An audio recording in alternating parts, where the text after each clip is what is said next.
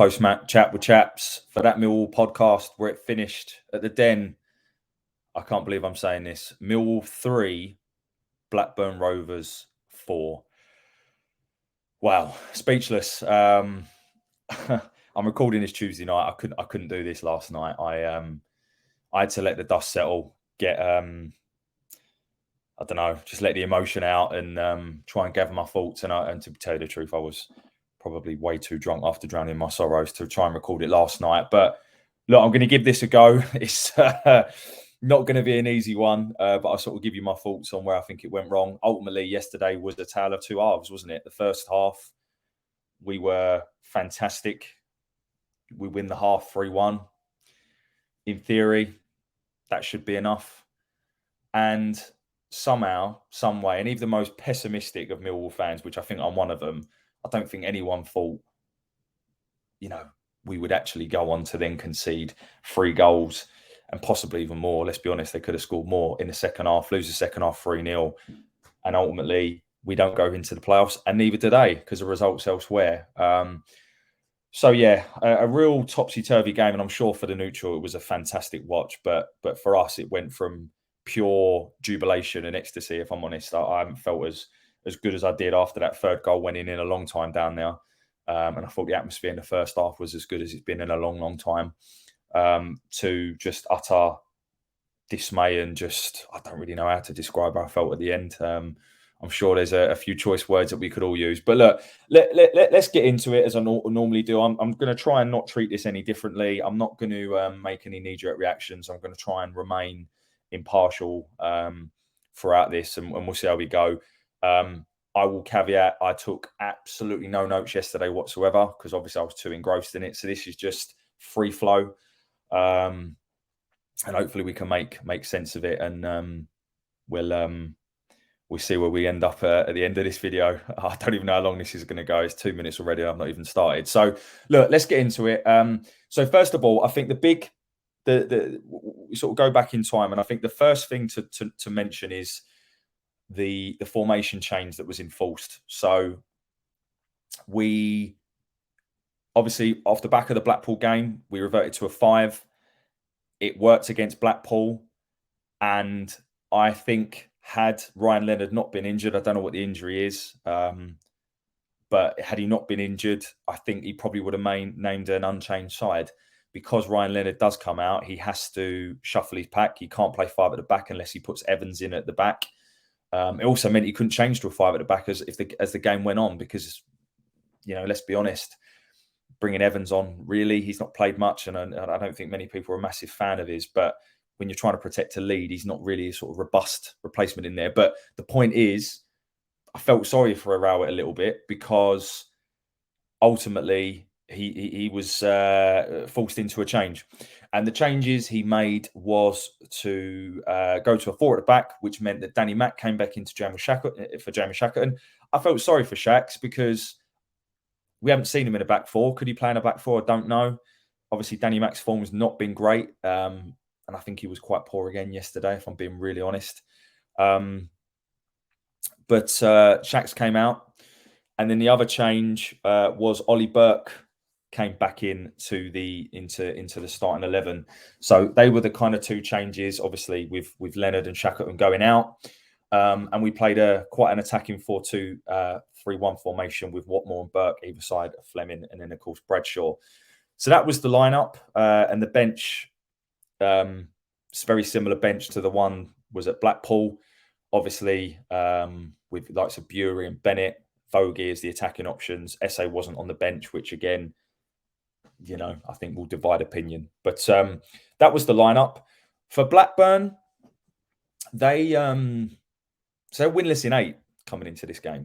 Now, admittedly, their form was better than that record suggests. So I just want to say that if you watch the Luton game, I don't know who their game was before that they played before that, but they've been playing better than their form suggests.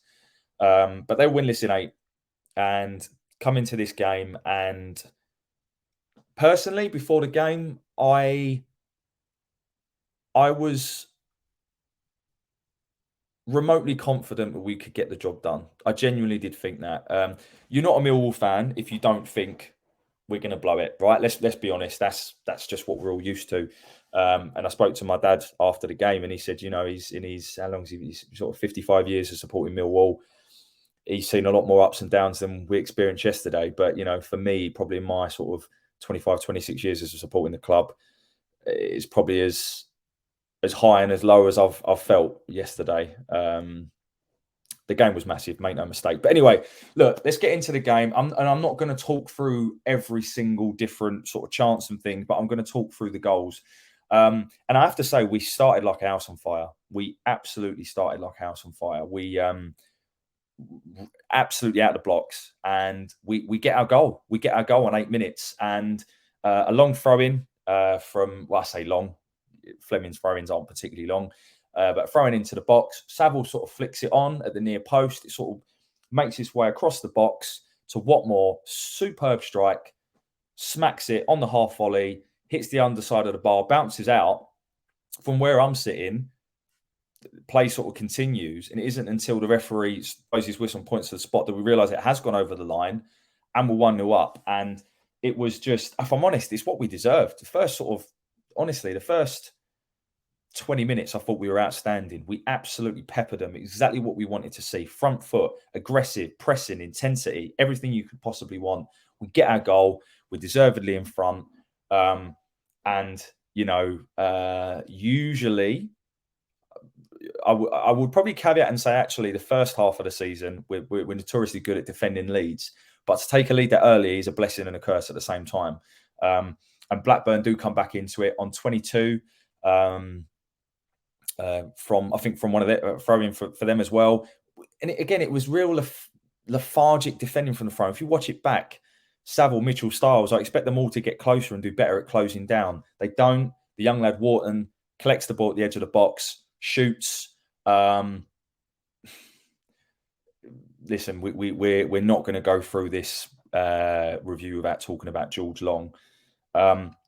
I've only seen it back from the one angle in which I've seen it back from the highlights. I couldn't bring myself to watch the whole game back. So I've only seen it live and in one other angle.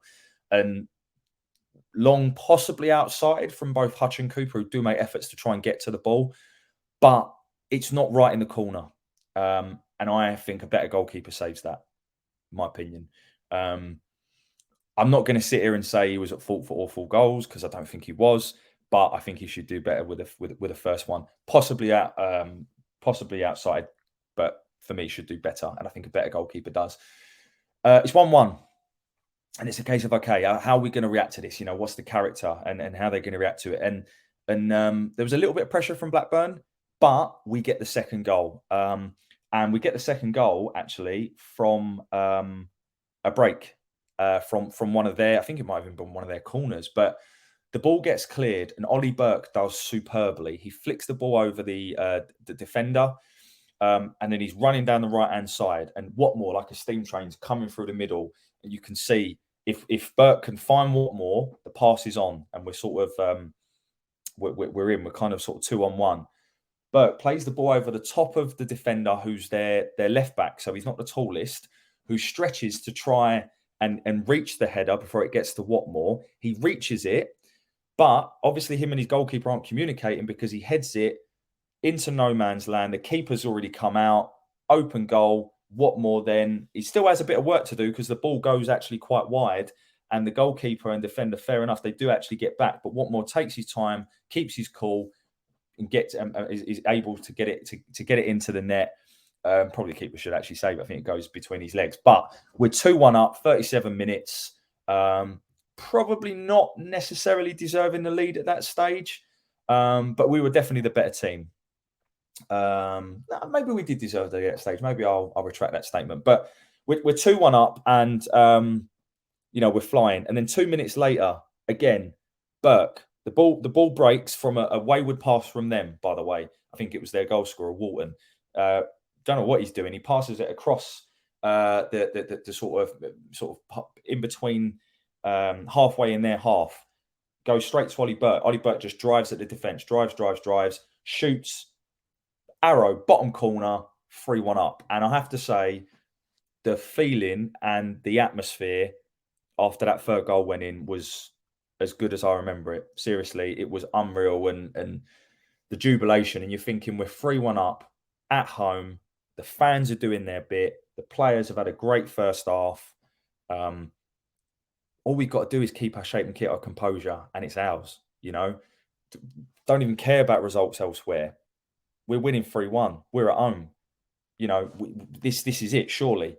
And the first half, I think we were deservedly in the lead. I always felt that Blackburn could definitely get another goal. They've got some really good players, and we'll come on to obviously how they score their goals in the second half. But they have got some really good players. Let's not underestimate that. And but half time, we're 3-1 up. I remember talking to a few people at half time, and even the biggest pessimist in the room, which is usually myself, I did not think we would end up losing that game at 3-1 up. And I'm sure if you did, you'd have been a very rich person this morning, because God knows what the odds were for that. Blackburn should have been dead and buried for me. They couldn't get in the playoffs because of the results elsewhere at that stage. They're 3-1 down away from home into what is meant to be, a fortress at the Den, which obviously I'm going to talk a bit about later, actually, in our home form. There's no way they should get back into that. And people can sit there and go, oh, God, what was the, what sort of tactical brief or, team talk did Rowett give? I'm sorry, he should not need to give a team talk. We're 3-1 up at home. It is just about game management and managing that game out and not doing anything stupid. In hindsight, and hindsight's a wonderful thing, one of the things that Rowett's usually good is shutting up shop and going ultra defensive. In hindsight, could he have packed on Shackleton early in the midfield? In the second half, made a change just to really sort of pack it up. We've defended for more than 45 minutes of a 1-goal lead. Look at Stoke; they peppered us constantly, and we managed to shut up shop.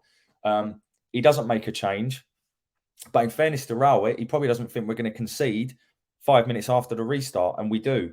And this one is ranking Costello. So what happens here is Saville gives away a cheap free kick. Massive Saville fan. Personally think he was player of the season. I do not think Zian Fleming was in the top 2 for me. Maybe third, but he wasn't in the top 2. I think Saville and Bradders were robbed of the top 2. Just my opinion on player of the season. But as good as Saville has been, makes a stupid mistake, gives away a foul, he brings down Dolan, and then Brereton Diaz takes the free kick. Now, I want to point out a couple of things here with this free kick. So, first of all, there's a 5-man wall with 2 men either side of that wall. So it's almost a 7-man wall, but it's technically a 5-man wall. By having that many people in the wall, it obviously means that unless the keeper holds it or parries it miles out, they're going to have a lot more bodies to go for the rebounds. And that's exactly what happens. It's a decent free kick, decent save from Long, but he doesn't parry it out massively far. He parries it straight to one of their players, who, in fairness, Long then makes a great second save. If you watch it, it's a really good instinctive save. But then the next rebound, because, again, all of our players are in the bloody wall. And they score a tap-in. Rankin Costello makes it 3-2. And it's just, to me, again, that one, who sorts the wall out? The goalkeeper does. I don't know why he's put between 5 and 7 players in that wall, because of ultimately what ends up happening. I guess, again, it's hindsight. If it held it or it went wide or it hit the wall, that what doesn't happen. But ultimately, by having that amount of people in the wall, you then mean that they've got an opportunity and a better chance of converting any rebounds, and they do. It's 3-2. And from then on in, if I'm being completely honest, it was one-way traffic, and Blackburn completely dominated. They made 2 changes at half-time. They went to a 5. They brought in Therese Dolan and they brought in Callum Britton. And they went to the 5 and they put Diaz on wide left. And I have to say, that was one of the best second-half performances I've seen from an individual in a long, long time. Blackburn were brilliant, but Brereton Diaz showed why he's worth what he's worth and why he's going to be going to Villarreal in the summer for free. But he was a class above, and he ran the show in the second half. And again, They revert to a 5. Should we have reverted to a 5? Their manager rolled the dice. Ours didn't. Um, we do make some subs, and I've seen a lot of people saying, and instinctively, I was a bit like the same. Why are you taking off probably your most influential two players on the pitch, which was Burke and Watmore? They scored the goals. Burke created the other one. They were playing really, really well. My assumption is they were dead on their feet. Reading some of the body language, it would suggest they are. We know that Watmore is not usually a 90-minute player. Burke looked like he carried an injury. And if I'm honest, looking at Bradshaw, I also think he had a knock. So I also think those changes were enforced. We'll never know. But I'm actually not going to criticise Rowett for those changes, because I think that at that point in the game, he's got to do something. And it's, again, damned if he does, damned if he don't. But I actually felt as though, as good as those players were, if they're dead on their feet, he has to do something. So I'm going to sort of defend him there. But yeah, let me talk about the third goal. So yeah, the third goal goes in on 63. So this one, if I'm honest, it's probably poor closing down, but it's some nice football. Diaz, Smodic, Hedges all involved. I think Dolan as well. And it's a good finish from Diaz, curling from the right-hand side. But if you watch it, it's not in the corner.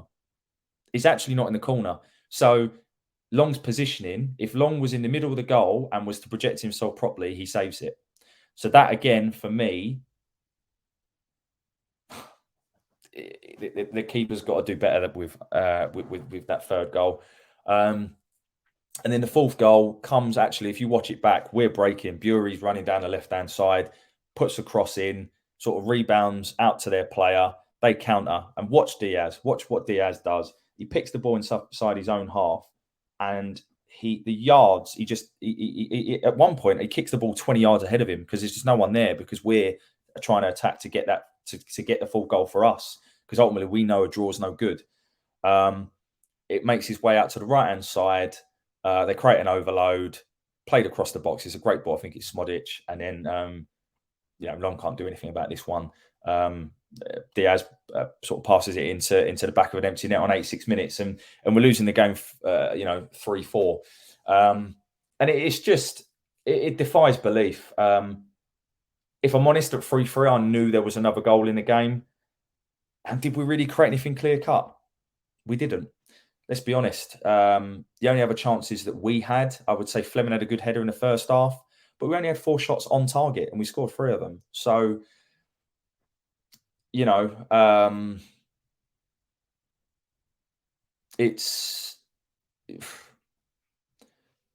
defies belief, to be honest with you, how we lose that second half 3-0 at home. That is unbelievable. And in fairness, they could and should have scored 2 more. They had 2 other really good chances. Yes, all right, if they score these, maybe they don't score the fourth, so it's kind of a non-event. But one of the chances they have, Diaz again cuts in, really good shot, hits the post, and then I think it's Dolan, complete sitter. I think the ball comes to him too quickly and he's half not expecting it. And he reacts and puts it wide. And then another superb bit of defending from Malone, who's come on by this stage. Again, I think it's Diaz. Cross comes in, Long in no man's land. Diaz heads it back over him, and Malone does superbly to sort of head it onto the bar and then away. But that was 2 more clear-cut chances that Blackburn had. The only other one I can remember, other than the Fleming header in the first half, was the disallowed goal we had in the first half. So good free kick from Fleming. He hits the post. Bradshaw reacts first, adjudged to be offside. I've watched it back. He probably was just, but it was tight. It was very, very tight, I have to say. But he probably was just. But I don't think I can talk about the actual game any more than that, if I'm honest.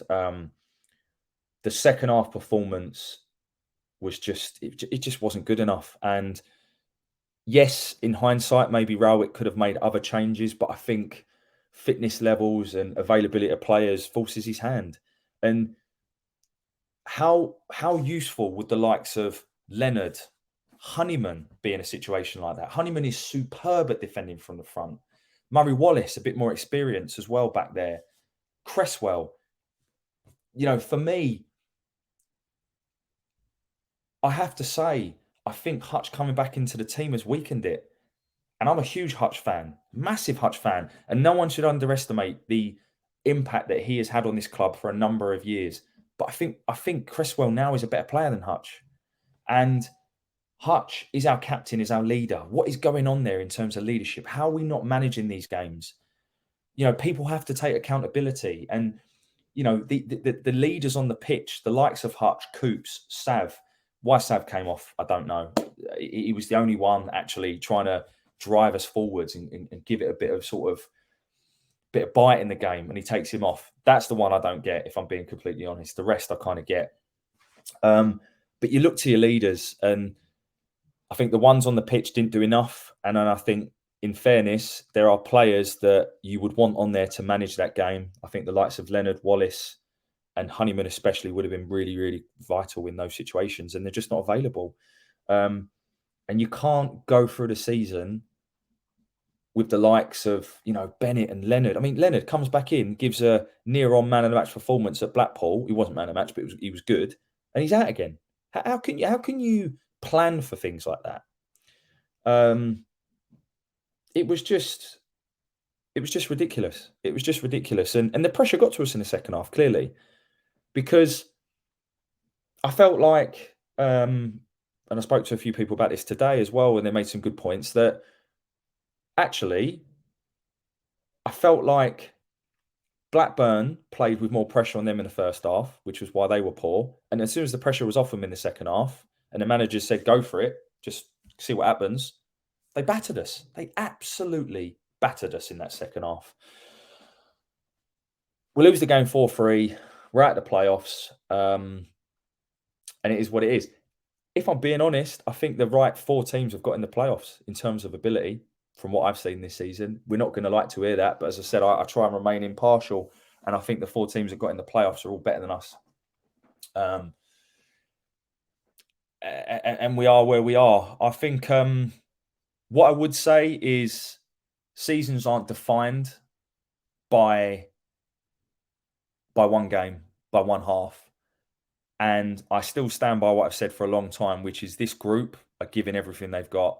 And what they may lack in ability, at times bottle, like yesterday, there's no lack of effort with this group at all. They're an honest bunch. I had the privilege of going to the end of season awards on Friday, and I can assure you there isn't a bad egg there. They're a good, honest bunch. They're all working for each other. And we just fall short. And I think if we're all honest with ourselves, yes, when you're in the playoffs, anything can happen. But would we really have got further? And what would the hike have been if we had got in the playoffs? I think I'm trying to look at the blessing in disguise there, right? But it is what it is, and we'll go again next season. I can assure you, I'm as disappointed as everyone. But I think, again, there's no point coming on here and blinding. I think the players have given it their all in it, and they've just fallen short. And I think the thing that just frustrates me the most is it was in our hands, and to have it in our hands and to be 3-1 up after 50 minutes with 40 minutes to go, we should be seeing that game out. And I think it's easy to say in hindsight, but I think putting another central midfielder on would have been the right thing for Rowett to do. And then the players need to look at themselves in terms of game management. It's not the first time it's happened this season. If you score 3 goals at home in a must-win playoff game, you should be winning the game. You shouldn't be conceding 4 goals. And a lot of the time this season, we've talked about where we needed to score more goals. In the last 2 games, we've scored 6 goals. We've scored 3 goals in each, but unfortunately, we've conceded 6 as well. And that's the bottom line. So, look, I'm not going to talk any more about the game itself, but I am going to sort of just talk about a few different points that I think just give a bit of perspective, hopefully, and also just it gives it a little bit of a difference as opposed to just isolating this one game. So I just want to talk through a couple of points. The first point I want to make is about the home form in general. And this is all under the umbrella, essentially, of what I think has cost us this season. So I don't think it's the players' efforts. I'm not saying he's not made mistakes. He certainly has. But I don't think it's Rowett. I think he's done a really good job with the players he's got. I don't think you'll get much more out of this group, if I'm being honest. And I'm just talking about what I think is sort of bitterness.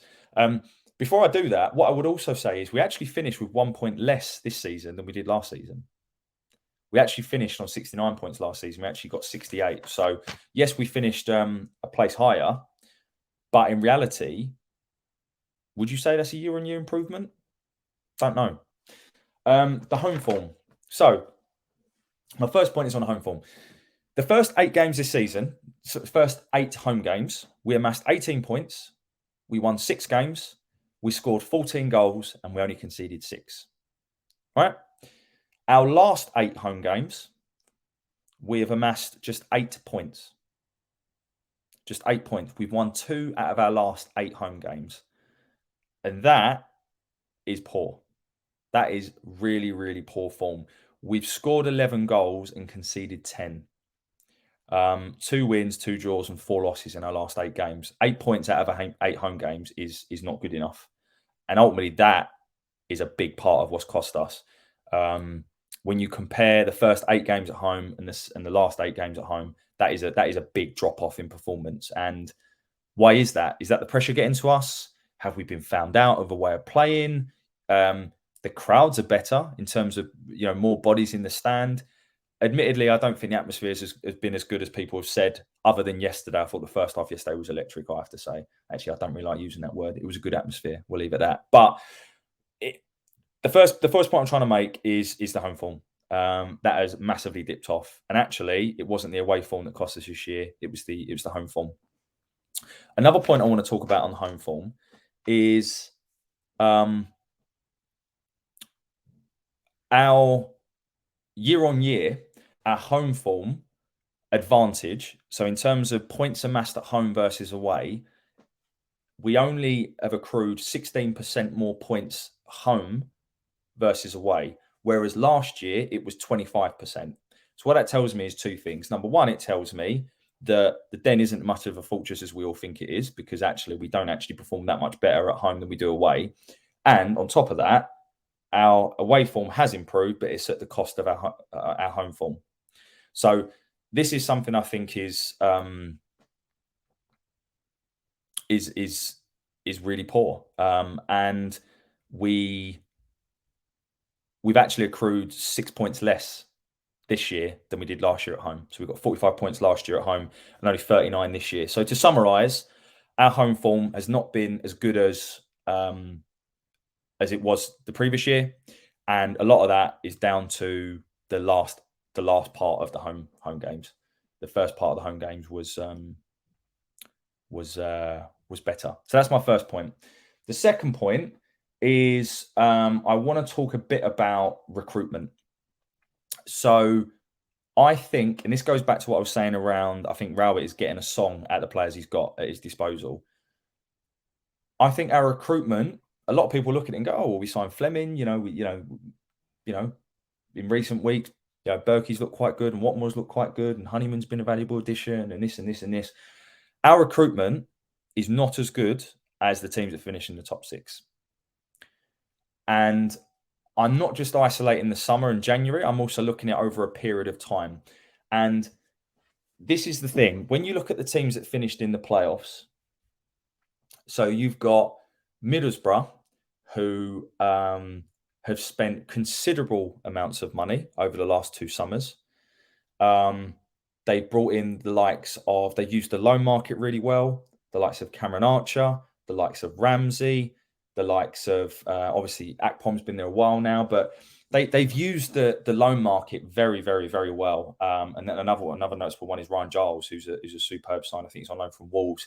So their recruitment's been fantastic. I also hear very, very good things about Michael Carrick. By the way, we're at 29 minutes. I'm nowhere near finished, so brace yourself, guys. God, I can talk. Luton, their recruitment has been fantastic. The likes of Carlton Morris, Cauley Woodrow, Nakamba on loan, Drama from Leeds on really, really good signings. Really, really, really good signings that have all come in and have impacted that first team. And this is the key here. Then you look at the likes of Coventry, which their recruitment, I have to say, has been outstanding. To sign the likes of Gustavo Hamer, Victor Gyökeres, and Callum O'Hare for a combined fee of under 2.5 million over the last couple of years is outstanding recruitment. Bringing in the likes of Norton Cuffy, who was on loan at Rotherham at the start of the season, got called back to Arsenal, went back out on loan to Coventry. These are difference makers. That recruitment's outstanding. Sunderland, they've got a really unique model. But again, they spent 6 million in the summer and then about another 5 million the summer before, where they brought in the likes of Danny Ballard, 2 million. The likes of Diallo on loan. They use the foreign market really, really well as well, if you look at their recruitment. And all their players, they have this model of signing players under the age of 25. So Ross Stewart was a good signing a couple of seasons ago. So the point I'm trying to make here is, and this is not necessarily a criticism of the club, but our recruitment overall this year has been okay. It's been better than it has been for a number of years. But when you compare us and what the differences are between us and the clubs that ultimately get in the playoffs, they have had 2-3 windows or 3 seasons of good, solid recruitment, and they built this team over a bigger period of time. And I think that is what we now need to do. We need another season of good recruitment where we bring in the likes of Styles permanently. We sign another 1 or 2 Zians.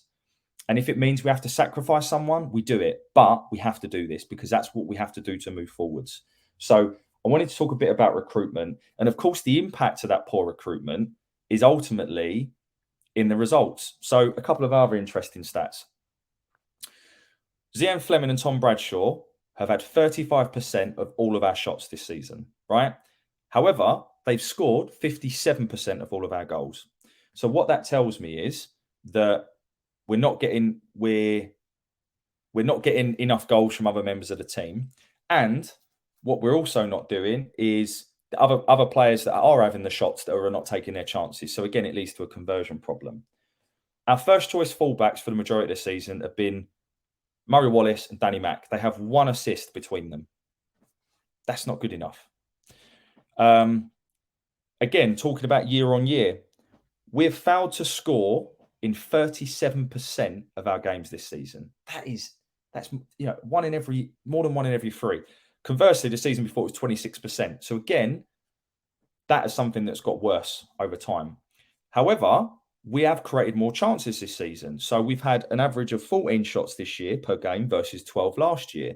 But our conversion of those chances has dropped. So again, it all leads to the same problem.